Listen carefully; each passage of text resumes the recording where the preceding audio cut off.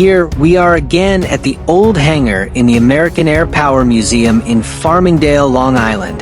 Today, we are going to have the honor to get up close and personal with a true legend of World War II, the Douglas C-47 Skytrain, or Dakota.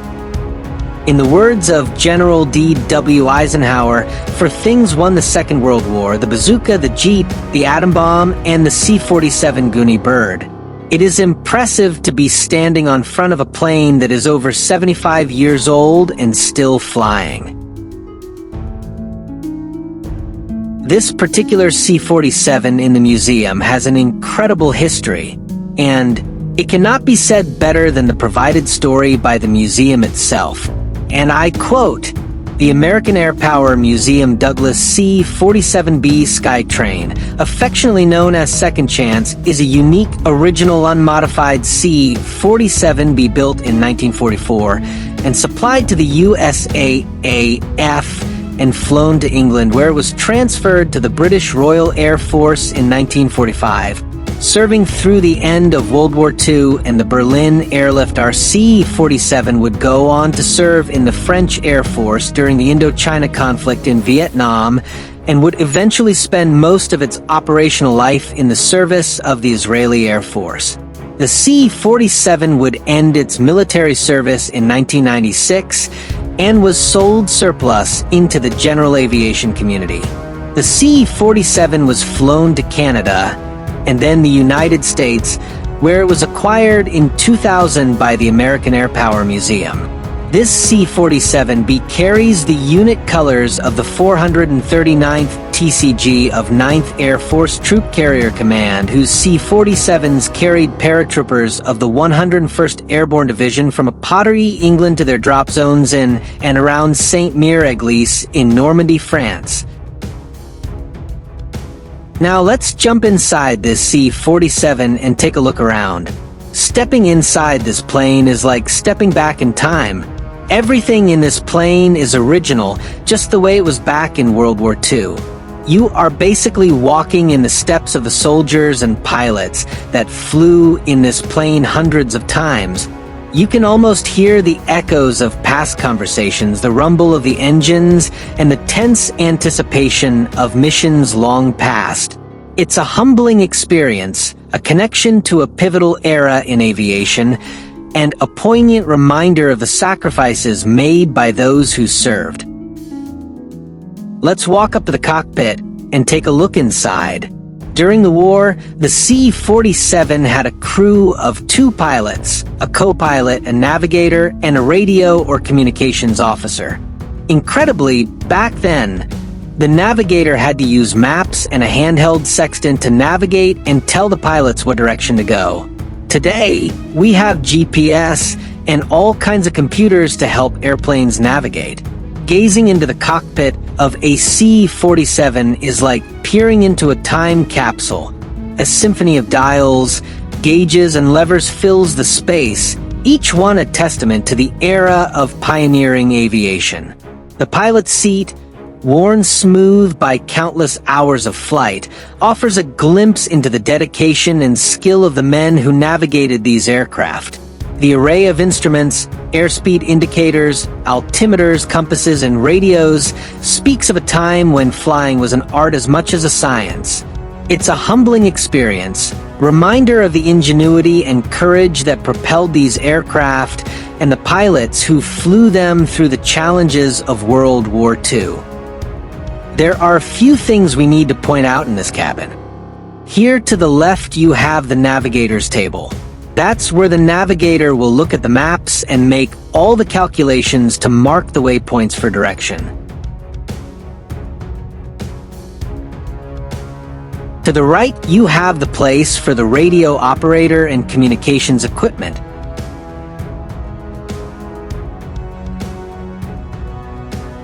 Directly on front is the cockpit where the 2 pilots sit. And here above, you will see a round glass window. This is the window from where the navigator would look out to use the sextant with the stars, horizon, and the sun to get his bearings. I guess we have come a long way. Let's turn around and look at the cargo area of the C-47. The cargo hold of a C-47 is a testament to its versatility. Initially designed to carry troops, it quickly evolved to become a workhorse of the skies. The primary role of the C-47 was to transport troops. The cargo hold, with its wide open space, could accommodate dozens of soldiers ready for deployment. Beyond carrying troops, the C-47 carried a vast array of essential supplies. Ammunition crates, medical supplies, food rations, and fuel drums were meticulously loaded, ensuring the continuous flow of resources to the front lines. In some cases, the C-47 was even modified to carry light vehicles such as jeeps and motorcycles, providing crucial mobility for ground forces. Now, I will sit on one of the paratrooper seats and buckle up with the seat belts. I would like to mention that these are the same seats and seat belts used by the paratroopers in World War II. It's quite the nostalgic experience. Well, I can't close the seat belt. I guess they are set up for skinny paratroopers, and I don't want to adjust them to fit my few extra pounds. Let's look at the cargo doors. As you can see, the door hinge is very simple. However, this was not a simple door. The door is a door inside a door. The door in the open position, as you see it here, could not be used during flight for paratroopers to jump off the plane. Therefore, the inside door can be opened inwards so that it would not be affected by the wind drag on flight, and the paratroopers would have an easy way to jump off the plane. Furthermore, there was another door on the other side to upload larger cargo items, supplies, and equipment. Another thing you will notice is the white and black stripes painted on the plane. These stripes were visual marks to clearly identify Allied airplanes during World War II. This is the landing gear of the plane. Two massive wheels on the front and a small wheel on the back. This is the engine of the C-47. The Pratt & Whitney R1830 twin Wasp 14-cylinder twin-row radial engine, one on each wing, with a 1,200 horsepower per engine. We can only imagine the sound of these engines on takeoff. Let's talk about the history of the C-47 and how it came to be. During the early part of the 1930s, commercial aviation was just beginning. The first all-metal low-wing airliner was the Boeing Model 247. The Boeing company couldn't satisfy the airplane supply demands of the growing industry. This situation led to the formidable task in 1933 for Donald Douglas to design a plane that could compete with the Boeing Model 247. The result by Douglas was the Model DC-1. This plane proved to be a very good airplane. The first company that purchased the DC-1 was American Airlines. The first Douglas production airplanes were the DC-2s with a capacity to seat 14 passengers. However, American Airlines soon needed a bigger airplane that could seat more people. The result was the DC-3, a 24-seat airplane that was truly the first transcontinental airplane. The DC-3 quickly became the industry leader. During World War II, the United States and the Allies needed mass amount of airplanes fast. Therefore, hundreds of DC-3s were converted to C-47s for the Army. The C-47s were indispensable in the transportation of troops and supplies, and the manufacturing of C-47s continued during the war in 3 factories. During D-Day, more than 1,000 C-47s dropped over 13,000 American airborne troops behind enemy lines all over the Normandy coast of France. Incredibly, by the time World War II, over 10,500 C-47s had been built by the U.S. Other countries like Russia built over 2,000, and in the post-war Japan built another 485. During the Vietnam War, multiple C-47s were converted and fitted with 7.62 mm General Electric miniguns. These modified C-47s were renamed AC-47 gunships. The AC-47s were also known as Spookies. They were called Spookies because the stream of fiery tracers that came out of the guns. The C-47 was so relevant and useful for the military that continued service all the way to the Vietnam War and were finally retired from the military in 1975.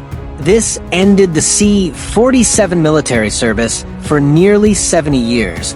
Today, 75 years after their creation, many DC-3s continue to fly all over the world by many countries. Take a closer look at the edge of the wing. Do you see the black edge? Well, this was quite a piece of engineering. This black rubber edge was actually a de-icing mechanism for when ice would form on the wings. The C-47's wing leading-edge pneumatic de-icing boots were a crucial innovation for flight safety during World War II. These rubber boots, attached along the leading edge of the wings, were designed to combat the dangers of ice accumulation in flight. The operation of the de-icing boot, when activated, compressed air was pumped into the boots, causing them to inflate and break the ice bond with the wing surface. The ice, dislodged by the inflating boots, would then be shed from the aircraft. The boots would then deflate, returning to their original shape. If a picture is better than 1,000 words, then a diorama is better than 1,000,000 words. Take a look at this diorama of a typical base in England. It gives us a clear picture of one of the most important functions of the C-47 during World War II, towing gliders with troops to the battlefield. The sight of a C-47 towing a WACO CG-4A glider is a powerful reminder of the ingenuity and daring of World War II. The C-47 towed gliders played a crucial role in Allied operations, enabling the swift and silent deployment of troops and equipment behind enemy lines. Thank you for watching, and we hope you enjoyed this video of the C-47. Please don't forget to subscribe to watch similar videos in the future.